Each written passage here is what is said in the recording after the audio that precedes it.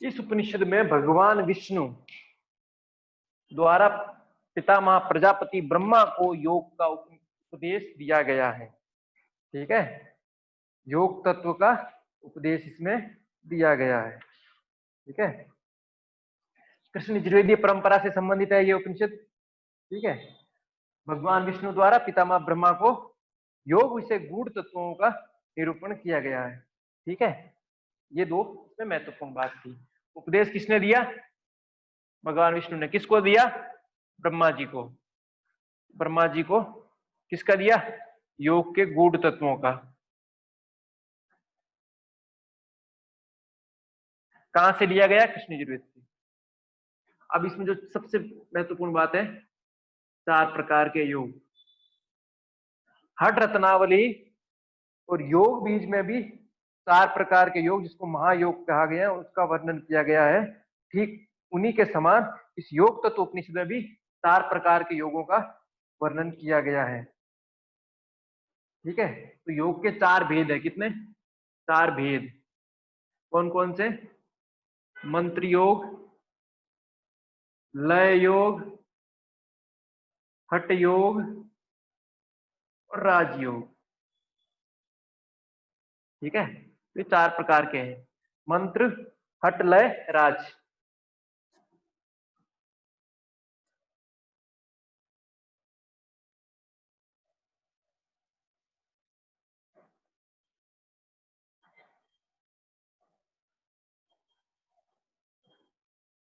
ये 4 प्रकार के योग। और हठ योग में योग की 4 अवस्थाएं पढ़ते हैं। कौन कौन सी है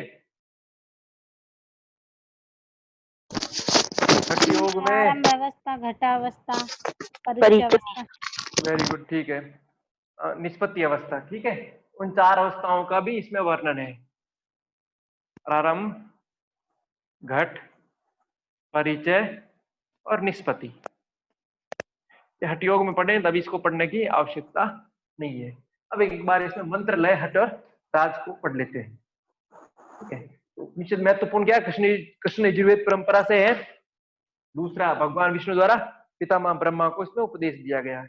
और उसके बाद इसमें योग के 4 भेद अर्थात 4 प्रकार के योग का वर्णन किया गया है। पहला है मंत्र योग। मंत्र योग के बारे में कहा गया है, मात्रिका युक्त मंत्रम द्वादशाब्दम तुम यो जपेत। मात्रिका आदि से युक्त, मात्रिका आदि से युक्त मंत्र का 12 वर्षों तक जप करें। ठीक है,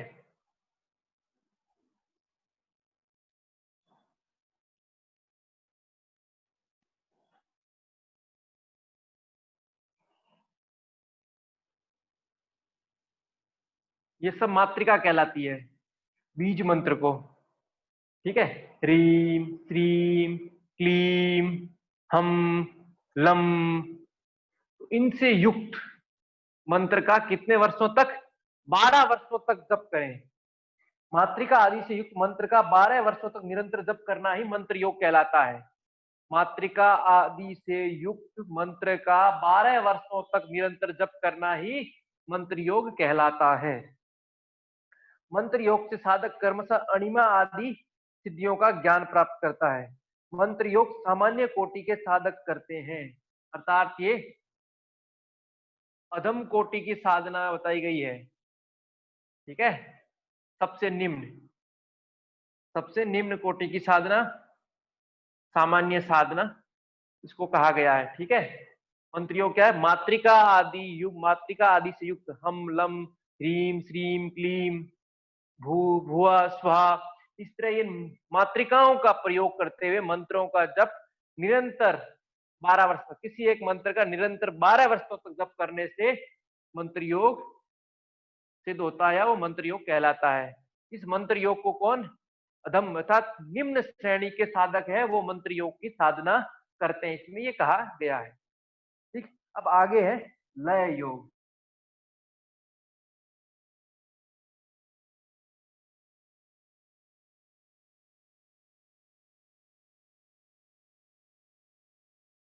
क्या है लय योग? क्या है? आवाज आ रही है? इस पे फोन आ गया था। लय योग, लय योग में क्या कहा गया? लय योग चित्त लय कोटि सा प्रकृति गच्छांति चित्त गुंजन ध्याये निष्कस कलिस्प्रम। तो परमात्मा में चित्त का लीन हो जाना ही लय योग है। परमात्मा में चित्त का लीन हो जाना ही क्या है? लय योग। मंत्र योग क्या है? मात्रिका आदि से युक्त मंत्र का 12 अक्षरों तक करना ही मंत्र योग है। लय क्या है? चित्त किसमें लीन हो जाए? परमात्मा में लीन हो जाए, लय योग है। लय योग के करोड़ों प्रकार वर्णित है। लय योग करोड़ों प्रकार का है। चलते बैठते रुकते सोते भोजन करते कला रहित परमात्मा का निरंतर चिंतन चलता रहना चाहिए। कला रहित परमात्मा का निरंतर चिंतन, निराकार निर्गुण भगवान का निरंतर चिंतन,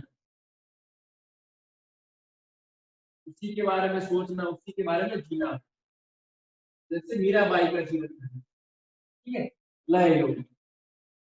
अब है तीसरा हठ योग। ध्यान रखना, त्रिशिक ब्राह्मण उपनिषद में योग के कितने अंगों का वर्णन था?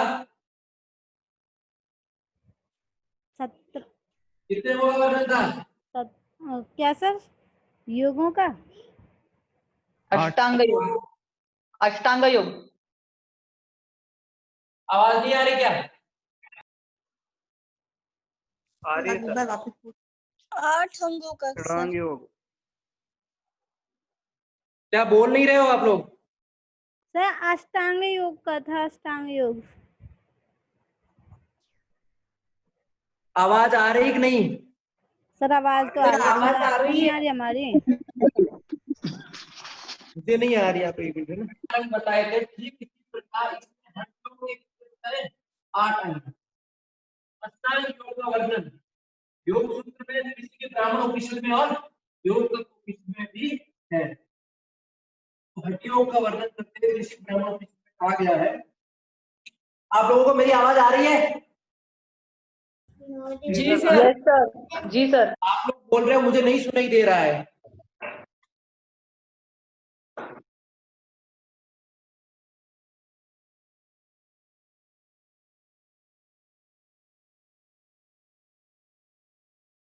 तो हट्टियों का वर्णन करते इसमें कहा गया है यमश्चैव आसनम प्राण संयमः प्रत्याहारो धारणा च ध्यानम भूमध्य हरि समाधि समतावस्था साष्टंगो योग उच्यते। ठीक है, इसमें हट्टियों का क्या? अष्टांग योग को ही हट्टियों कहा गया है। किसको? अष्टांग योग को। तो यम हठ योग के अंतर्गत पहला यम।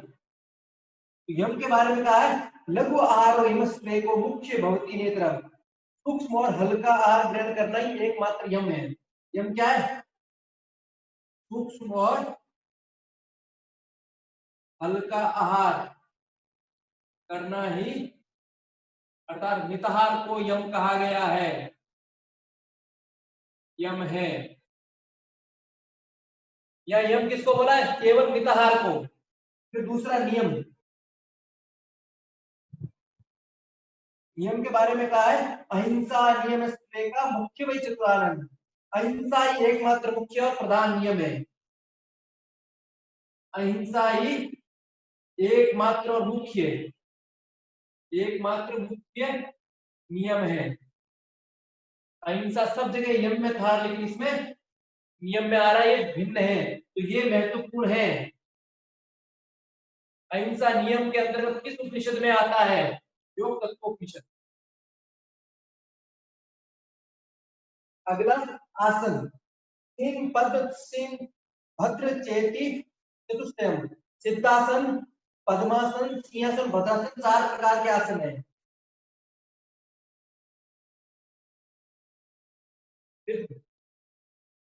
पद्म, सिंह और भद्र, ये 4 प्रकार के आसन। प्राणायाम वही प्राण सरोध,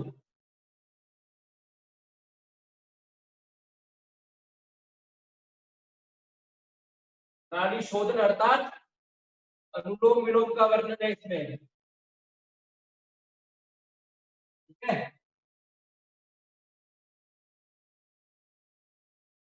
इसमें लिखा है प्राणायाम का अभ्यास जब परिपक्व हो जाता है तो केवल कुंभक सिद्ध हो जाता है। ये सिद्ध हो जाएगा तो कौन सा? केवल कुंभक, तो केवल कुंभक सिद्ध हो जाता है।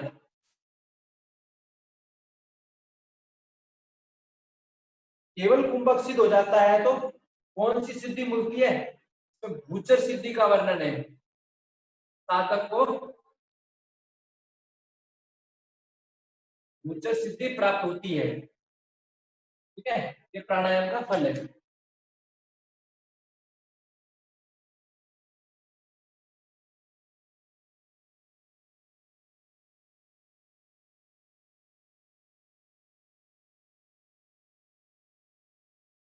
आवाज आ रही है कि आप लोग बोल नहीं रहे हो? जी सर आ रही है। सर ये प्राणायाम कौन से आसन में बैठे करना होता है? सर को हमारी आवाज सुना नहीं दे रही।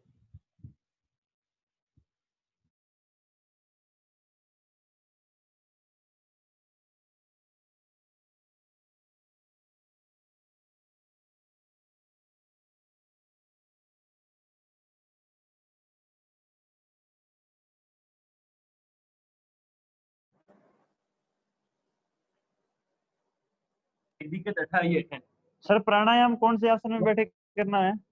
एक मिनट है ना, बीच में फोन आ गया उसके कारण मुझे लग रहा है सब मामला चला गया। सर ब्लूटूथ ऑन कीजिए आपका हेडफोन का। सर को सुनाई नहीं दे रहा। दे रहा है, बोलो। हेलो, अब दे रहा है, बोलो। हाँ ठीक है सर। प्राणायाम कौन से आसन में बैठे कर देनी है सर?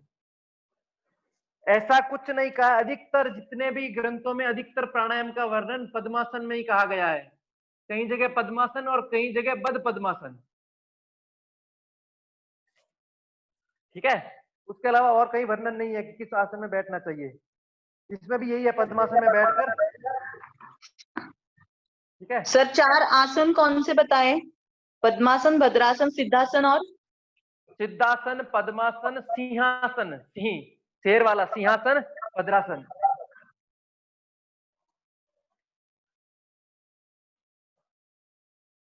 ठीक है। यम क्या है? एकमात्र यम मिताहार। लघु आहार। सूक्ष्म और लघु आहार, ठीक है।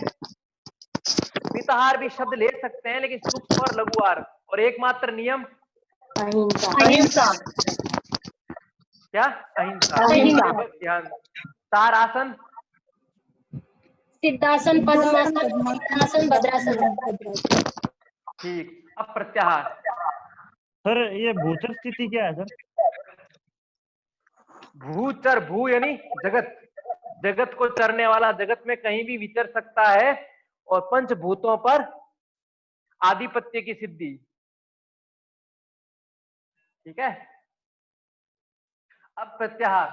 प्रत्याहार के बारे में कहा है, इंद्रियाणि इंद्रियार्थेभ्यो यत् प्रत्याहारणम स्फुटम योगी कुंभकम आस्ताय प्रत्याहार सा उच्यते। कुंभक में स्थिर होकर इंद्रियों को उनके विषयों से हटाकर प्रकाश में स्थित करना ही प्रत्याहार है। पहला किसमें? कुंभक में स्थित होकर, अर्थात प्राणायाम में स्थित होकर।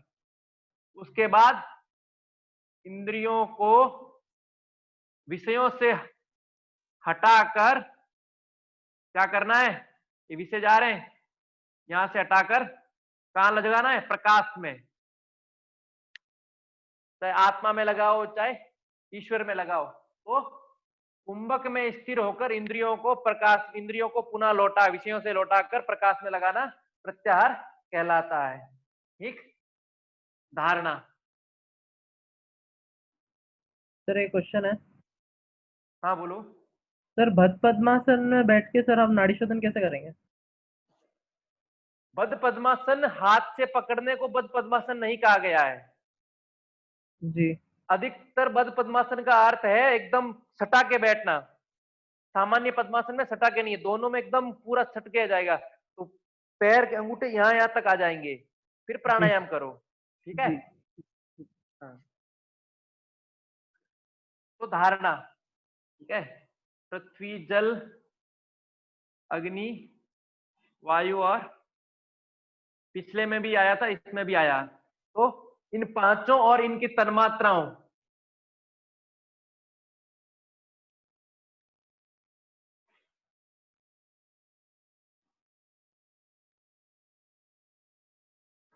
पांचों तत्व और पांचों की तन्मात्राओं में आत्मभाव की भावना करना।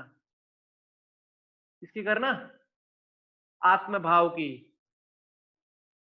आत्मा की भावना करना, और इनमें ही चित्त को स्थित करना, चित्त को स्थिर करना। किसमें? पंच तत्व में या इन तन्मात्राओं में करना ही धारणा है। ठीक है, पंचभूतों की 5 प्रकार की धारणा है, वो मैं आगे पहले पढ़ ही चुके हैं। सर एक बार रिपीट करना, धारणा क्या होती है? यहाँ धारणा अर्थात अपनी इन पांचों और पांचों दसों में आत्मभाव की भावना करनी, आत्मा की भावना करनी। ठीक है, यही मैं हूं, पृथ्वी, जल, अग्नि, वायु, आकाश, गंध, रस, रूप, स्पर्श, शब्द। और फिर क्या गया, चित्त को इनमें स्थित करना भी धारणा है। चित्त को किसमें स्थित करना? इन पंच तत्वों में या 5 तन्मात्राओं में। ठीक है, अब ध्यान, अब ध्यान, ध्यान के बारे में कहा गया है 2 प्रकार का ध्यान है यहाँ। कितने? 2, एक सगुण और एक निर्गुण। सगुण और निर्गुण ध्यान। तो सगुण ध्यान के बारे में कहा गया, शरीर के विभिन्न स्थानों में इष्ट देव का ध्यान करना सगुण ध्यान कहलाता है। शरीर के विभिन्न अंगों में, यथार्थ जैसे हृदय हो गया, आज्ञा चक्र हो गया, नाभि चक्र हो गया, सहस्रार हो गया, इन सब में अपने इष्ट देव का मूर्तिमय ध्यान। ठीक है, चाहे ज्योति स्वरूप में हो, चाहे प्रकाश स्वरूप में हो। ठीक है, तो शरीर के विभिन्न अंगों में अपने इष्ट का ध्यान करना सगुण ध्यान कहलाता है। और सगुण ध्यान से अणिमा आदि सिद्धियां प्राप्त होती है। ठीक है, प्राणायाम से भी हो रही थी, सगुण ध्यान से भी हो रही थी। अब आगे निर्गुण ध्यान, निर्गुण रूप में अर्थात निराकार परमेश्वर का ध्यान ही निर्गुण ध्यान है। निराकार परमेश्वर, निराकार परमेश्वर अर्थात कला रहित परमेश्वर, कला रहित परमेश्वर का ध्यान क्या है? निर्गुण ध्यान है। और निर्गुण ध्यान का फल बता रहे हैं समाधि। सगुण ध्यान का फल बताया अणिमा आदि सिद्धियां। ठीक है, सगुण ध्यान का फल है अणिमा आदि सिद्धियां। निर्गुण जो ध्यान है उसका फल है समाधि। तो ये एक भिन्न है, थोड़ा इसमें याद करना है।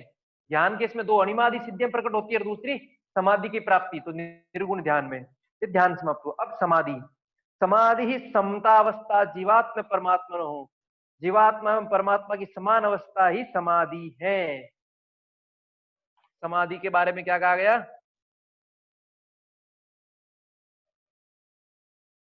जीवात्मा व परमात्मा की समान अवस्था अर्थात एक रूप हो जाना।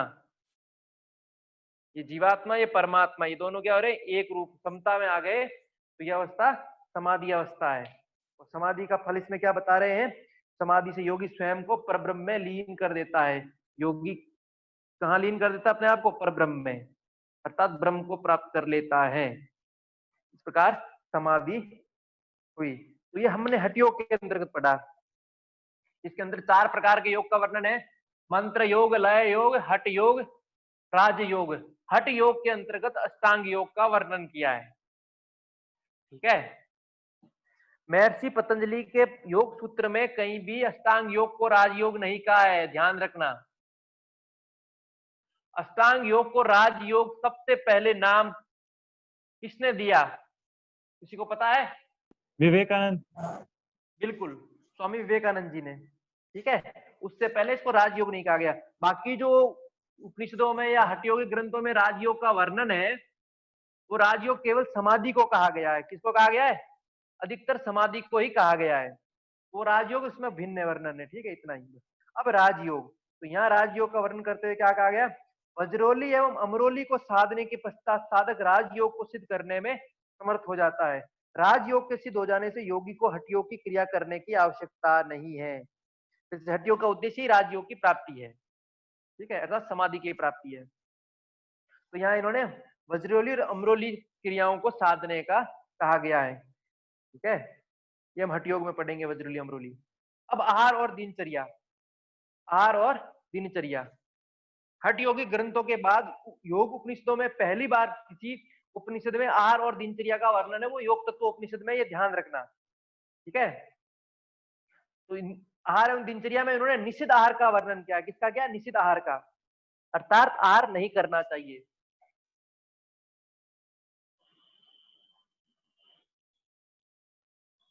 निषिद्ध आहार, योगी को कौन कौन से आहार नहीं करने चाहिए, निषिद्ध आहार का वर्णन करते हुए कहा है, योग में बाधा कर पहुंचाने वाले, योग अभ्यास में जो बाधा पहुंचाते हैं, वो सारे के सारे निषिद्ध आहार कहलाते हैं। इसके अंतर्गत नमक, तेल, खटाई, गर्म, रूखा, तीक्ष्ण भोजन, हरे शाक, हींग आदि मसाले, अग्निताप, स्त्री प्रसंग, अधिक चलना, प्रातःकाल का स्नान, उपवास तथा शरीर को पीड़ा पहुंचाने वाले कार्यों का परित्याग कर लेना चाहिए। ये निषिद्ध आहार में आया है, ठीक है। तो देखो, नमक, खट्टा, तीखा और कड़वा, ये सब निषिद्ध आहार में है। तो फिर आहार में कौन से आएंगे? मिताहार में यदि कहेंगे तो वही स्निग्ध और मधुर, ठीक है। और कषाय का निषिद्ध में नहीं आए तो कषाय ले सकते हो। सर प्रातःकाल का स्नान बोला आपने, वो भी? सारे ग्रंथों में, हठयोगी ग्रंथों में प्रातःकाल का स्नान मना है। जो योग का अधिक अभ्यास करते हैं तो प्रातःकाल, अभी तो क्या, पहले तो लोग कहाँ स्नान करते थे? नदी में ही करते थे, नदी के पास ही रहते थे। तो वहां दो कारणों से शायद मना कर रखा था। एक तो प्रातःकाल अर्थात 4 बजे का समय होता है प्रातःकाल का, अंधेरा एक तो, और दूसरा जल की अधिक शीतलता, तो शरीर गर्म हो और शीतल जल में स्नान कर रहे हो, तो इसलिए मना करने का वही कारण रहा है। अभी तो ऐसा है नहीं, अभी तो घर में रहते हैं तो पानी भी गर्म कर सकते हैं और अंधेरा भी नहीं है, तो कोई समस्या नहीं है, ठीक है। तो ये उस समय कहा गया, आज से लगभग 1000 वर्ष पुरानी बात कम से कम हठयोग ग्रंथों की है। तो ये 1000 उपनिषद 1500 वर्ष पुरानी बातें हैं। तब सारे स्नान नदी अथवा तालाब में करते थे, ठीक है। अब मिताहार, अभ्यास काले प्रथमम सस्तम सिराज भोजनम, ये हठयोग, हठ प्रदीपिका में भी है, इसमें भी है। अभ्यास की प्रारंभिक अवस्था में दुग्ध और घृत का भोजन करना ही सबसे श्रेष्ठ है। दूध और घी अभ्यास के प्रारंभिक काल में, अभ्यास के आरंभ काल में कैसा भोजन करना चाहिए? तो इन्होंने कहा है, अभ्यास की प्रारंभिक अवस्था में दुग्ध और घृत युक्त, या तो घी मिला के दूध पियो, खिचड़ी वगैरह खा रहे हो तो उसमें भी खूब सारा घी डाल के खाने को बोला गया है, ठीक है। फिर आगे लिख रहे हैं, गेहूं, मूंग और चावल का भोजन योग साधना में सहायक होता है और साधना में वृद्धि भी करता है, जिससे वायु अर्थात प्राण को इच्छा अनुसार धारण करने की क्षमता बढ़ती है। तो 3 अनाज को बताया गया है, गेहूं, मूंग और चावल। अभी के हिसाब से सबसे श्रेष्ठ अन्न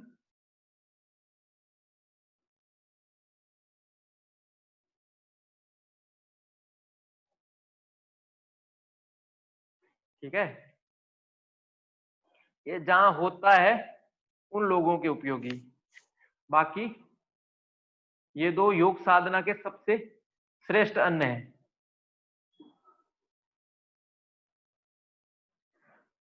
अब निषिद्धार और मितार का वर्णन हो गया। अब आगे इसमें ओंकार साधना का वर्णन। ततो रहस्युपविष्ट प्रणव दिनचर्या कुछ नहीं बताया है। दिनचर्या का नहीं कुछ बताया। नहीं, अब इतना ही बताया तो उतना ही बताया, उसमें हम क्या कह सकते हैं बताओ। ठीक है, चलो कोई बात नहीं। आर और दिनचर्या के अंतर्गत निश्चित आर और मिताहार का वर्णन है। ठीक है, ओंकार साधना, ओंकार साधना अब आगे है। वैसे दिनचर्या किसी भी हठयोगी ग्रंथ में नहीं है, दिनचर्या आपको पढ़नी है तो आपको आयुर्वेद में जाना ही पड़ेगा। दिनचर्या का विशद वर्णन आयुर्वेद में ही है और कहीं नहीं है। ठीक है, तो ओंकार साधना में क्या वर्णन किया है? ततो रहस्युपृष्ट प्रणवम प्लुत मात्रया जपेत पूर्वार्जितानाम तु पापानाम नाश हेतवे। एकांत स्थान में बैठकर प्लुत मात्रा से युक्त प्रणव का जप करते रहना चाहिए। ये ह्रस्व, ये दीर्घ और ये प्लूत कहलाता है। ये ओम है, ये दीर्घ है, इसके आगे 3 लगता है, इसका मतलब प्लूत है। तो इस ओम का उच्चारण जैसे ओ, इसका कम से कम 3 होना चाहिए, ओ ओ ओ, तो ठीक है। तो क्या कहा है? एकांत स्थान में बैठकर प्लुत मात्रा से युक्त प्रणव का जप करते रहना चाहिए, जिससे पूर्व जन्म के पापों का नाश हो जाता है। ये ओंकार मंत्र सभी प्रकार की विघ्न बाधाओं एवं दोषों को मिटाने वाला है। तो प्लुत मात्रा में सारा ओम का जप प्लुत मात्रा में ही होता है। लगभग जो हम दीर्घ उच्चारण करते हैं वो प्लुत मात्रा में ही होता है, मानसिक वाला नहीं होता है, बाकी दीर्घ वाला सब प्लुत मात्रा में ही होता है। फिर क्या बोलते हैं? इससे पूर्व जन्म के कर्म नष्ट हो जाते हैं और संस्कार भी नष्ट हो जाते हैं, पाप भी नष्ट हो जाते हैं। तो पूर्व जन्मों के पाप कर्म संस्कार नष्ट हो जाते हैं इससे। फिर क्या बोला? ये ओंकार मंत्र सभी प्रकार की विघ्न बाधाओं को, सभी प्रकार की विघ्न बाधाओं, योग साधनाओं में या जीवन में जो भी बाधाएं आती है उनको और अनेक प्रकार दोषों को मिटा देता है। तो यहाँ ओंकार साधना का भी वर्णन है। अब योग सिद्धियों के प्राथमिक लक्षण और सावधानियां, योगी को क्या क्या सावधानी रखनी है और योग सिद्धि के प्राथमिक लक्षण क्या क्या है। तो योग अभ्यास में वायु धारण के अभ्यास के द्वारा जैसे जैसे योगी की चित्त की शक्ति बढ़ती है, ठीक है, वायु धारण के साथ प्राण के द्वारा क्या बढ़ती है? चित्त शक्ति। जितना प्राण स्थिर होगा, जितना प्राण संयम होगा, ठीक है, उतना ही चित्त की शक्ति बढ़ती रहेगी। और ज्यों ज्यों चित्त की शक्ति बढ़ेगी वैसे वैसे योग साधक को दूर श्रवण, बहुत दूर का भी सुनाई दे लेना, दूरदर्शन, दूर का भी देख लेना, क्षण भर में कहीं भी पहुंच जाना, वाक सिद्धि अर्थात जो बोल दिया वो हो जाना, इच्छानुसार रूप धारण कर लेना, अदृश्य हो जाना, आकाश मार्ग से गमन आदि सिद्धियां प्रकट होने लगती हैं। ये योग की सिद्धियों का वर्णन है। अब योग सिद्धियों से सावधानियां, सावधानियों क्या कहा गया है? एते विघ्ना महासिद्धिरेन रमेतेषु बुद्धिमान न दर्श्येत समर्थ्य यस्य कस्यापि योगिराटा। अर्थात योग से प्राप्त सभी सिद्धियां योग सिद्धि के लिए विघ्न रूप हैं। तो सावधानी क्या कह रही है? ये सिद्धियां हैं, ये योग साधना के पूर्व की सिद्धियां हैं, योग सिद्धि से पूर्व की सिद्धि है। तो जो दूर से करना, अच्छा रूप धारण कर लेना, आकाश मार्ग से गमन, ये सब क्या है? योग सिद्धि के लिए विघ्न रूप है। महर्षि पतंजलि ने भी इसको कहा है। योग साधना में जो सिद्धियां प्राप्त होती हैं वो योग सिद्धि में अर्थात केवल्य के लिए क्या है? विघ्न रूप है। इससे पतन होने का भय रहता है। ठीक है, अतः बुद्धिमान योगी साधक को सिद्धियों के प्रकटीकरण से बचना चाहिए। सिद्धियां प्राप्त तो होती है, साधना करेंगे तो सिद्धियां अवश्य मिलेगी, इसमें संशय करना ही नहीं है, ऐसा होता ही है। अब प्रकटीकरण करेगा तो जनसंपर्क बढ़ेगा, जनसंपर्क बढ़ेगा तो साधना घटेगी, साधना घटेगी तो पतन हो जाएगा। फिर जो सिद्धियां है वो जो फल दे रही थी वो फलित होना बंद हो जाएगी, बस।